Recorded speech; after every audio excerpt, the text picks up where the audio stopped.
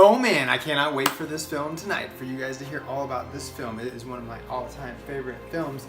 The man in the film wears a lot of hats. I also too have a lot of hats. Maybe not as cool as some of all of his hats, but this is a great film. I cannot wait for you guys to see this tonight.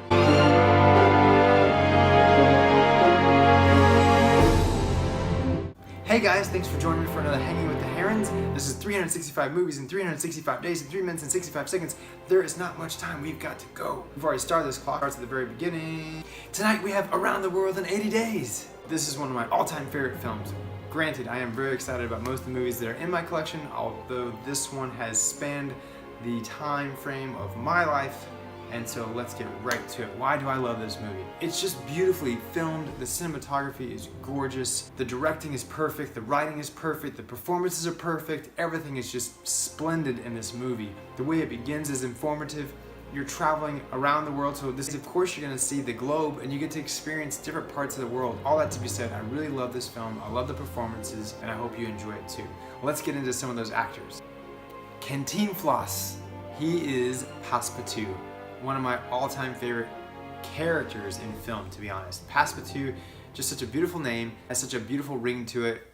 This film, based off Jules Verne's Around the World in 80 Days, created this character, Passepartout, who is just enchanting.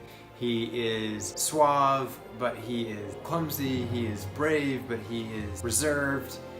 Just super, super smart. Love the way that he performs in this role. He does a wonderful job. His timing is perfect. You just fall in love with Passepartout. How can you not love Passepartout? The man of many talents. So Cantinflas was a very prolific and productive Mexican actor, producer, writer, comedian, singer. He kind of did it all. He did 55 films. So really, really love Cantinflas. Then we have the magnificent David Niven, who you might know him better from films like Pink Panther. He's done a ton of films as well. He was wonderful, wonderful actor.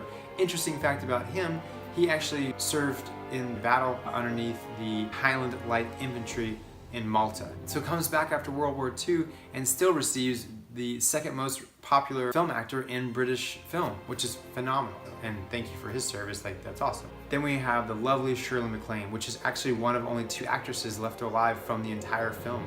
She received the 40th American Film Institute Life Achievement Award in 2012. And you might remember her from films such as Terms of Endearment, The Trouble with Harry, and one of my personal favorites, The Apartment with Jack Lemmon. Now let's get to this quick fire facts. So not necessarily a quick fire fact per se, but I love the beginning of this film, how it starts actually with a journalist explaining the film A Trip to the Moon, also a very loosely based Jules Verne adaptation.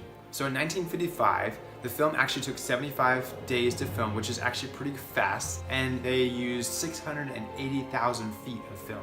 That film was edited down to 25,734 feet for the final production. Also, the film cost just under $6 million to make, shot in 112 locations in 13 countries. Wow! And my last 2 quick fire facts are probably my 2 favorite. One, Michael Todd, the producer, who is kind of a rapscallion, sliding hand kind of deal or no deal kind of guy. He made this film happen. It was his only film that he ever did, and he received the highest award for any producer, which is winning the Academy Award for Best Picture. And then my favorite to last quick fire facts, just before we're done here, they had 40 major film stars doing cameos in this film that they got to do it. How cool is that? And my favorite, old Blue Eyes, Frank Sinatra. So that ends our quick fire facts. This ends another 365 movies in 365 days in 3 minutes and 65 seconds.